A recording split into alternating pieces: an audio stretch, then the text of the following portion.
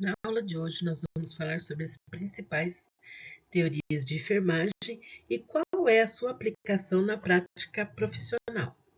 Nós fazemos um questionamento, né? O que são teorias de enfermagem? Aí, definindo, nós temos como um conjunto sistematizado de conceitos e proposições que explicam fenômenos da enfermagem, orientando a prática e o ensino e a pesquisa. Então, o que acaba sendo isso? É um passo a passo de como nós temos que fazer algo.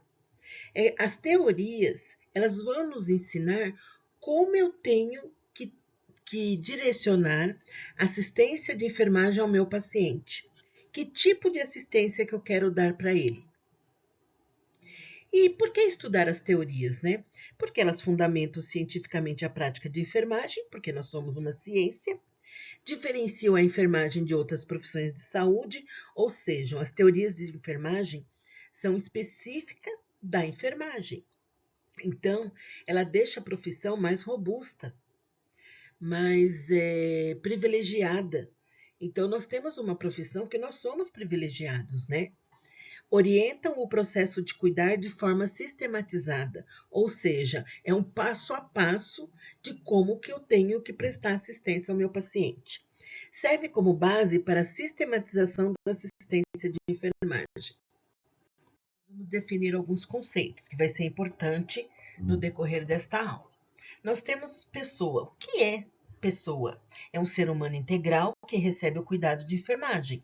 Então, eu não fragmento o meu cuidado para o meu paciente. Eu preciso atendê-lo em todas as suas necessidades de maneira holística, de maneira inteira, integrada.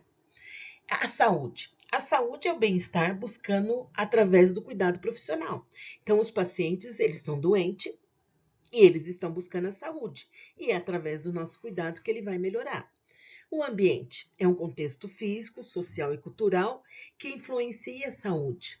Então, eu tenho um ambiente hospitalar que vai influenciar a saúde do meu paciente de uma maneira. Às vezes, de uma maneira positiva, às vezes de uma maneira negativa. Positiva porque ele se recupera. Negativa quando nós agimos de maneira inadequada e levamos outras doenças para os nossos pacientes, né? O ambiente da casa dele, a mesma coisa, né? E a enfermagem, né? A enfermagem é a ciência e a arte do cuidado humano, holístico e sistematizado. Então, ou seja, eu preciso de ter um passo a passo para agir de maneira adequada na assistência de enfermagem e de uma maneira integrada ao meu paciente, integrando todos os meus cuidados que eu vou dar ao meu paciente. Temos uma primeira teorista, né, Florence Nightingale, ela foi a precursora, né? Ela nasceu em 1820 e faleceu em 1910. E aí ela descreveu a teoria ambientalista, porque ela fala do ambiente. Vocês lembram do filme que ela foi na Guerra da Crimeia e lá ela percebeu as questões de limpeza que não tinha, que o ambiente era sujo, o ambiente não tinha luminosidade. Então, todas essas questões foram direcionando para a teoria dela, que é a teoria do ambiente, a teoria ambientalista. Então, ela é precursora da enfermagem, como eu já falei, da enfermagem moderna, né? O ambiente influencia diretamente a saúde do paciente, a ventilação, a luz, a higiene, a água pura, a água limpa, né? E o saneamento são os pilares da teoria ambientalista, né? Ela tem ênfase na observação clínica e na coleta de dados estatísticos, porque ela começou essa questão até epidemiológica. Ela começou a perceber quantos soldados morriam e depois o inverso, os soldados que ficavam bem através dos cuidados que ela começou a implementar com a teoria ambientalista, né? A enfermagem deve colocar o paciente na melhor condição para que a natureza haja. É isso que ela vem dizendo. E aí, qual é a aplicação na prática, né? Controle de infecção hospitalar e biossegurança. Se eu tenho um ambiente limpo, se eu utilizo materiais adequados para o meu paciente, eu vou ter um cuidado adequado, eu não vou levar outras infecções para ele. A gestão ambiental nas unidades de internação. Eu preciso ter limpeza, eu preciso ter pessoas que não utilizem a mesma luva que utilizou no paciente, utilizem outro, que peguem maçanetas e assim por diante. Que exista lavagem das mãos com frequência. né? Entre um cuidar de outro, até mesmo um cuidar de outro no próprio paciente ao lavar as mãos. Porque de repente eu estou cuidando dele com uma ferida infectada. E eu não vou mexer no catéter venoso central do mesmo jeito que eu cuidei da ferida infectada. Eu preciso lavar as mãos. Eu preciso trocar de luvas. E assim por diante. Educação em saúde, né? Sobre condições sanitárias. Então, o que nós estamos falando já é uma educação em saúde. Eu não falei? Estar lidando numa ferida contaminada e ao lidar com o catéter venoso central, que tem que ser estéril, limpo, que eu não posso levar infecção nenhuma para o paciente, é uma educação. Tem que lavar as mãos, tem que trocar as luvas. Indicadores epidemiológicos, né? E vigilância em saúde. Temos outra teorista, que é chamada Virginia Henderson. Ela é de 1897 a 1996, ó, já está num século aí mais próximo, né? E ela fala das 14 necessidades humanas fundamentais. Então, quais são os conceitos principais da teoria da Virginia, né? Ela definiu a função única da enfermagem, que a enfermagem é assistência do cuidar, é cuidar das pessoas. 14 necessidades básicas, que são quais? Respiração, a alimentação, a eliminação, movimento, o sono, o vestuário, a temperatura, a higiene, a segurança, a comunicação, a religião, o trabalho, lazer e aprendizagem. Então, tudo isso, na verdade, nós precisamos, né? Então, ela envolve um pouquinho a teoria de Maslow, que é das necessidades humanas básicas, né? Então, ela entrou um pouquinho nessa vertente, né? O paciente deve ser auxiliado a alcançar independência. Ele precisa ser independente. A enfermeira, como substituto, auxiliar ou parceiro do paciente. Então, eu não tenho que ser a enfermeira que o paciente fique dependente de mim. Eu sou uma substituta. De repente, eu saio de cena, ele começa a fazer tudo sozinho. Ou eu saio de cena e a família vem e começa a prestar os cuidados. É nesse sentido que ela direciona, né? E qual é a aplicação prática dessa teoria da Virginia Henderson? A avaliação das 14 necessidades na hora que eu admito o meu paciente. Plano de cuidado centrado na independência. Então, eu vou planejar todos os cuidados pensando que ele depois faça sozinho tudo o que ele precisa fazer em relação ao cuidado dele. Educação do paciente para o autocuidado. E cuidados paliativos e reabilitação. Então, se de repente esse paciente ele não consegue fazer porque ele tem uma doença terminal, mas é a família quem vai fazer. E de qualquer forma estar independente. Independente de um cuidado hospitalar, independente de uma enfermeira ali à beira-leito do paciente. É isso que ela quer dizer. Outra teorista, a Dorothea Oren, que ela fala da teoria do autocuidado. Então, quais são os conceitos principais dessa teoria? 3 teorias interrelacionadas: o autocuidado, déficit do autocuidado e sistemas de enfermagem. O indivíduo é capaz de cuidar de si mesmo. O déficit do autocuidado, quando a demanda excede a capacidade, ou seja, a pessoa está no estado crítico, no estado tal, letárgico, de repente, que ela não consegue se cuidar sozinha. Então, ela está com déficit de autocuidado. A pessoa teve um acidente vascular cerebral. Ela não movimenta os braços. De repente, ela não consegue andar, não tem movimentação de membros inferiores. Ela está com déficit do autocuidado. Sistemas totalmente compensatório, parcialmente compensatório e de apoio à educação. O que é compensatório? Então, na verdade, os sistemas, à medida que os sistemas que ela está falando sistema respiratório, sistema circulatório, sistema digestório. Então, a pessoa ela tem os sistemas totalmente funcionante ou não, ou parcialmente funcionante. Ou ela precisa de apoio para reeducação.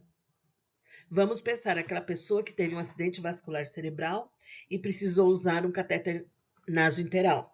Até ela voltar a conseguir resolver a questão da mastigação, de engolir, todo esse processo, ela ficou com o catéter nasointeral. De repente, ela vai retirar o catéter nasointeral e ela vai precisar de um apoio do autocuidado para poder aprender a se alimentar novamente, a mastigar novamente, a engolir novamente. E isso é compensatório porque vai compensando passo a passo até ela conseguir fazer tudo sozinha, até ela mastigar sozinha, até ela conseguir engolir tudo sozinha. E de repente também, vamos pensar, de repente ela começa numa questão de uma dieta líquida.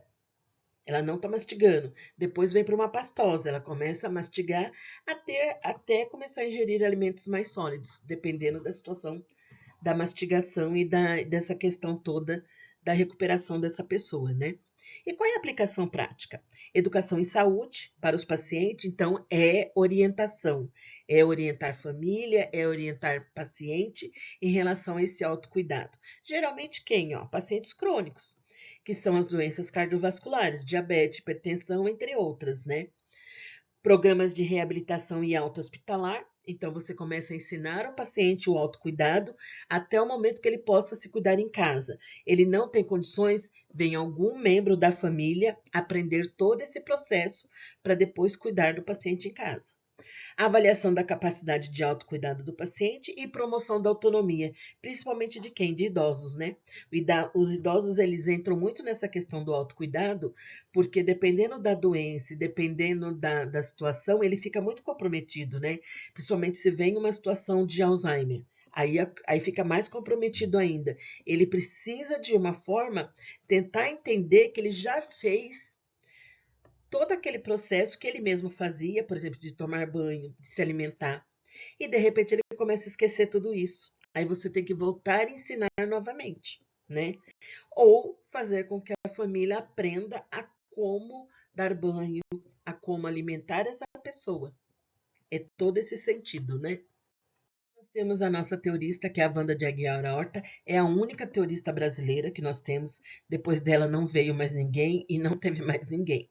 Então aí vai uma dica, né? Vocês jovens aí, tratem de estudar e de repente vocês podem fomentar alguma teoria, né? Para desbravar aí o campo das ciências, né? É de 1926 até 1981. Ela fala da teoria das necessidades humanas básicas. Então, quais são os principais conceitos da teoria da Wanda de Aguiar? Ela é a principal teorista brasileira de enfermagem, né? Ela também se baseou na hierarquia de Maslow, adaptada às questões da enfermagem, né? As necessidades psicológicas, psicossociais e psicoespirituais. Criou o processo de enfermagem no Brasil em 6 fases. E o ser humano como parte integrante de todo o universo. Então, todo o universo conspira a favor de uma melhora do paciente. Então, ela acreditou muito nessas questões do universo conspirando a favor das pessoas. Então, ela tem essa coisa transcendental também, né? E aplicação na prática, base da sistematização da assistência de enfermagem através do processo de enfermagem. Como eu já tenho falado insistentemente para vocês, a sistematização da enfermagem é o todo. É todo o gerenciamento que eu tenho. É o gerenciamento de equipe de enfermagem, é o gerenciamento da minha unidade, é o gerenciamento de materiais, é o gerenciamento de família, da equipe multidisciplinar. E isso é sistematização da assistência de enfermagem. Depois eu venho com o processo de enfermagem, que aí são as fases, que é o histórico de enfermagem, o diagnóstico de enfermagem, o meu plano assistencial, o meu plano de cuidados, a evolução e o prognóstico do paciente, né? Isso é processo de enfermagem. É amplamente utilizada nas instituições de saúde brasileiras, é o que é mais adotado, né? E ela é referência para o ensino de enfermagem aqui no nosso país, né? A teorista que eu tenho é a Sister Calista Roy, né? Ela fala um modelo de adaptação, que as pessoas são adaptáveis. E eu gosto dessa teoria também. O ser humano é um sistema adaptativo, nós nos adaptamos às situações, haja visto que à medida que nós vamos envelhecendo, nós acabamos nos adaptamos a determinada situação. Se eu andava de escada de um pé atrás do outro, agora de repente eu tenho que andar um pé em cada degrau. É diferente, adaptação. Então, 4 modos adaptativos. Eu tenho a questão fisiológica, a questão do autoconceito, a função de papel e a interdependência. Então, eu vou tentando encontrar meios nessa situação que eu estou vivendo de momento, eu vou me adaptar às situações de momento através dessa interdependência. Como que eu posso ficar interdependente? nessa situação? Eu vou me adaptar e vou encontrar meios para fazer isso. Estímulos focal, contextual e residual. Então, as pessoas precisam ser estimuladas para encontrar esses meios. A enfermagem promove adaptação e saúde na doença, né? Qual é a avaliação prática? Avaliação de pacientes em situação de estresse. Às vezes as pessoas estão vivendo um momento de estresse, que elas precisam se adaptar àquela situação e encontrar ferramentas para viver aquele momento, né? Então, quais são a adaptação? Às vezes é o convívio familiar que auxilia. Às vezes é a fé, é a religião que auxilia. Adaptação, né? Geralmente essas questões interagem no cuidado em UTI e situações de crise. A adaptação ela é muito voltada para situações de crise. Reabilitação pós-cirúrgica e pós-trauma, que a pessoa está ali com uma determinada situação de uma cirurgia que ela fez, de repente, de grande porte, que ela precisa se adaptar àquela situação até ela se recuperar, né? Totalmente. E adaptação a doenças crônicas e mudanças no estilo de vida, a diabetes. Deixar de comer, deixar de ingerir açúcares, carboidratos, porque eu vou ter que me adaptar a essa situação do ser diabético. O hipertenso, a mesma coisa. Não diminuir a ingesta de sal, diminuir a ingesta de outros líquidos que contêm sais minerais, refrigerantes. Eu tenho que me adaptar a essa situação. Aqui nós temos outra teorista, né, a Jane Watson, de 1940, ela ainda está viva. Ela fala da teoria do cuidado transpessoal. Então, quais são os principais conceitos? Ela vai para uma questão mais religiosa, porque ela fala das caritas, que é os carativos, né? A Caritas era uma sociedade, uma fundação que foi fundada em 1897, e essa palavra deriva do latim e significa caridade, traduzindo-se como solidariedade ativa. Então, as pessoas que fazem parte dos caritas, eles vão dar solidariedade, eles vão fazer um ato humanitário, é nesse sentido. Aí ela relacionou 10 fatores de cuidado caritas, dos cuidados carativos, né? Que transforma todo esse processo. Ela fala, o primeiro é o abraço, que é a bondade amorosa, você abraça alguém quando você quer passar algo bom, né? A questão da inspiração, que é fé e esperança, quando você dá uma palavra de conforto para aquela pessoa, né? Confiança transpessoal, isso nós podemos pensar na enfermagem, as pessoas confiam em nós. Então, eu tenho por obrigação dar um cuidado decente para essas pessoas, né? Eu não posso fingir, eu não posso fazer de conta. Então, eu tenho que entender que a pessoa que está aos meus cuidados, ela está confiando em mim. A vida dela está na minha mão. E a outra coisa que eu falo muito sempre é, eu sempre estou com a vida do amor de alguém nas minhas mãos. Então, o amor de alguém está nas minhas mãos para eu cuidar. Então, como é que eu estou fazendo isso, né? E essa pessoa, a família, ela também confia em mim. Como é que eu estou cuidando, né? Nutrir, que é a questão do relacionamento, né? Eu tenho que nutrir boas relações. Perdoar, criar um espaço acolhedor. Aprofundar. Então, o eu criativo e carativo, de bondade, de fé e de esperança. O equilíbrio, que é a aprendizagem, né?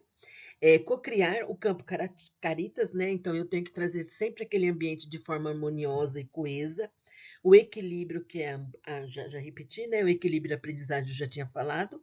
Ministro, que vem da humanidade. Como que eu vou chegar no outro? Como que eu vou ministrar o meu cuidado? É nesse sentido. E estar aberto ao infinito, aberto à crença, à fé e aberto ao respeito, que independente da crença e da fé de qualquer pessoa, eu tenho que cuidar de maneira ética e de maneira sempre preservando toda a integridade desse indivíduo, né? A questão carita, ela vem da religião católica, né? Mas ela vem com esse fundamento que a gente pode exercer em todas as outras religiões. Então tem essa questão dessa relação transpessoal, que ela passa do pessoal e vem com outras conexões, que nem ela fala, conexões autênticas, né, enfermeiro e paciente, dimensões espirituais e existenciais do cuidar. Ciência do cuidado com base para a enfermagem, né? E qual é a aplicação na prática? Humanização do atendimento hospitalar, os cuidados paliativos e a saúde mental. Então, por isso que começou a existir agora o cuidado paliativo. Se a pessoa já está com a morte iminente, ela já sabe que não tem mais o que fazer, que só esperar a morte chegar, eu tenho que pensar nessa questão transpessoal, transcendental, que vai além da realidade que eu estou vivendo. Então eu tenho que buscar essas questões. E é na fé, é na religião, é na bondade, é na espiritualidade, essa bondade amorosa que ela fala, né? Então acho que isso é muito importante. E aí nós temos a ambiência, que é a terapêutica de ambientes de cura, né? Fazer ambientes de cura, o que que é? Não é ter ambiente de grito, de xingamento, isso daí não é ambiente de cura.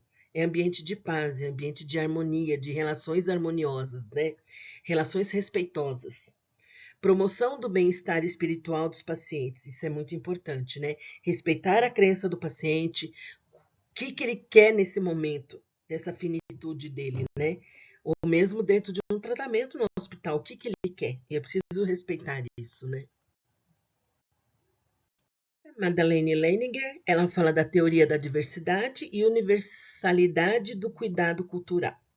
Ela é fundadora da enfermagem transcultural, que então, ou seja, a enfermagem das várias culturas, né? O cuidado deve ser culturalmente congruente, e é verdade, se nós pensarmos, até no próprio país, nós temos várias culturas num país só. Imagine pessoas vindo de outros países, que nós temos também os imigrantes. Então, qual é essa questão transcultural? Às vezes eu estou cuidando de uma pessoa que ela é de origem oriental. Ela não, às vezes ela não come feijão na questão da alimentação dela, ela vai preferir só arroz. Ela não toma café, ela toma chá. Então, é essa questão transcultural que a gente vem trazendo, que ela vem trazendo para nós, né? O cuidado deve ser culturalmente congruente. O modelo Sunrise, que é a visão holística dos fatores culturais. É aquilo que eu acabei de falar, da questão do chá, do arroz para uma pessoa oriental. 3 modos de ação, é a preservação, acomodação e repadronização cultural. Né? Eu tenho que tentar atender aquele indivíduo na questão cultural dele também. Eu preciso respeitar isso. Então vamos pensar, ele não come feijão, eu tenho que ser obrigado a dar feijão para ele. Ele não come carne. Ele gosta só de peixe. Ele é obrigado a comer carne? Então é toda essa questão transcultural que eu tenho que entender, né? Aplicação prática. Cuidado a populações indígenas e quilombolas, ó. Aí voltando para nossa realidade brasileira, é diferente o cuidar de uma pessoa indígena e quilombola, né? Atenção à saúde de imigrantes e refugiados, ó, acabei de falar. Ultimamente nós temos muitos refugiados aqui no nosso país, né? Por conta lá da guerra que acaba existindo, então as pessoas acabam vindo repatriadas para cá, né? Pessoas que já moravam lá, pegaram alguns costumes, que são repatriados, e pessoas que moram lá, que eram de lá, nasceram lá e vêm como refugiados, né? Respeito às práticas culturais de saúde, programas de saúde pública culturalmente sensíveis, isso é muito importante. Então, isso tudo envolve apenas uma palavra: respeito a tudo que a pessoa traz de carga com ela, seja carga de cultura, seja carga de questões pessoais, de hábitos pessoais, hábitos alimentares, religião, fé, tudo isso. Tudo isso que eu tenho que estar integrando nessa pessoa que eu estou cuidando. Podemos classificar as teorias, ter uma classificação dessas teorias de enfermagem, né? Como grandes teorias, teorias de alcance médio e teorias mais práticas, né? As grandes teorias são amplas e abstratas, orientam a visão da enfermagem. Então, quem eu tenho nesse exemplo? Eu tenho a Florence Nightingale, a Watson, a Leninger e a Roy, né? As teorias de médio alcance são mais específicas, testáveis empiricamente, aplicáveis a situações particulares. O que é testáveis empiricamente? Eu vou testar algo que eu ainda não sei como que vai funcionar. É algo empírico. Então, vamos pensar. Vou dar um exemplo mais prático para ficar mais entendível. Um paciente chega num pronto-socorro com dor abdominal e dor para urinar. O que o médico, quando avalia, vai fazer? Vai passar um antibiótico, vai prescrever um antibiótico empiricamente, porque ele acha que é uma infecção urinária. Mas ele não tem certeza. Isso foi empírico. Ele só vai ter certeza quando ele pegar o exame laboratorial, que é o exame de urina, que vai constar se é mesmo uma infecção urinária. Então, é isso que significa empírico, né? Uns exemplos, eu tenho a PEPLAU, que é das relações interpessoal, e a COCAB, eu acabei não falando, ela fala mais de conforto, né? Ela não é assim tão utilizada assim, né? E as teorias mais práticas são focadas em situações clínicas específicas, guiam intervenções diretas. Eu tenho a Ordem do Autocuidado, a Henderson e a Wanda de Aguiar Horta, que entra nessa situação também. Porque ela também fala das necessidades humanas básicas, né? Ela vai entrar nesse exemplo de uma teoria mais prática, que é a questão fisiológica, a questão espiritual, a questão psicossocial, todo esse permeio que vem das necessidades humanas básicas. Aplicação na prática da sistematização da assistência de enfermagem e do processo de enfermagem. Sistematização da assistência de enfermagem, como eu falei, é um método que organiza o trabalho profissional. É tudo que organiza o nosso trabalho. Tem aqui mostrando nessa figura, né? Possibilitando a implementação do processo de enfermagem. E o que é o processo de enfermagem? Coleta de dados, que é o histórico, o diagnóstico de enfermagem, o planejamento, a implementação e a avaliação, que acaba sendo o processo de enfermagem. Para auxiliar um pouquinho mais, numa visão mais geral, a gente vai falar nós vamos falar um pouquinho sobre a questão de um quadro comparativo das teorias, né? Então, eu tenho quem? Eu tenho a Nightingale, que ela fala da ambientalista, o foco principal dela é o quê? Ambiente e prevenção, aplicação, controle de infecção. A Henderson vem falar das 14 necessidades e vem falando da independência do paciente, na aplicabilidade no plano de cuidados. A Oren, que fala do autocuidado, capacidade de autocuidado e educação em saúde, né? A Wanda de Aguiar Horta vai falar das necessidades humanas básicas. O foco é as necessidades humanas básicas, a sistematização da assistência de enfermagem no Brasil e o processo de enfermagem, né? A Roy vem falando da adaptação, respostas adaptativas, cuidados em crise, ou seja, no momento da crise eu vou me adaptar a uma determinada situação. A Watson vem falando do cuidado transpessoal, relação enfermeiro-paciente, a questão da humanização. A Leininger vem falando do cuidado cultural, diversidade cultural, e a enfermagem transcultural. Como que nós cuidamos daquele paciente, né? Das suas várias culturas, dos seus vários hábitos que ele tem em detrimento à sua cultura, da onde ele nasceu, da onde ele viveu, da onde ele foi criado. É nesse sentido. Temos, né? As teorias de enfermagem são fundamentais para a identidade profissional e a prática baseada em evidências, que é muito importante, né? Cada teoria oferece uma perspectiva única que enriquece o cuidado ao paciente. Aí vai uma pergunta, né? Será que eu consigo trabalhar só com uma teoria? O que vocês acham? Eu penso que não, porque eu pego um pouquinho de cada teoria e aplico naquelas necessidades do paciente, porque ele tem inúmeras necessidades. Então, nós temos que trabalhar, às vezes, com um pouquinho de cada teoria, fazer uma mescla das teorias, né? A sistematização da assistência de enfermagem é um instrumento que traduz as teorias em prática clínica sistematizada, né? O enfermeiro deve conhecer múltiplas teorias para escolher as mais adequadas a cada contexto do cuidado. Então, ou seja, escolher a mais e as mais, né? Porque de repente eu tenho que mesclar um pouquinho as teorias. A integração entre teoria e prática fortalece a enfermagem como ciência e como profissão. E aí, uma frase da Florence, né? Enfermagem é uma arte. É uma arte e se pretende ser arte. Requer devoção tão exclusiva, um preparo tão rigoroso. Olha nós aí no aprendizado, né? Quanto à obra de qualquer pintor ou escultura. Então, pessoal, primem pelo aprendizado de vocês. Não aprendam de qualquer jeito. Nós temos um grupo de professores que são excelentes, que têm expertises, que têm experiência. Então, aproveitem esse momento. Esse momento da graduação é único. E vocês precisam aprender e vocês precisam encontrar o caminho de vocês. E esse caminho é só através do conhecimento.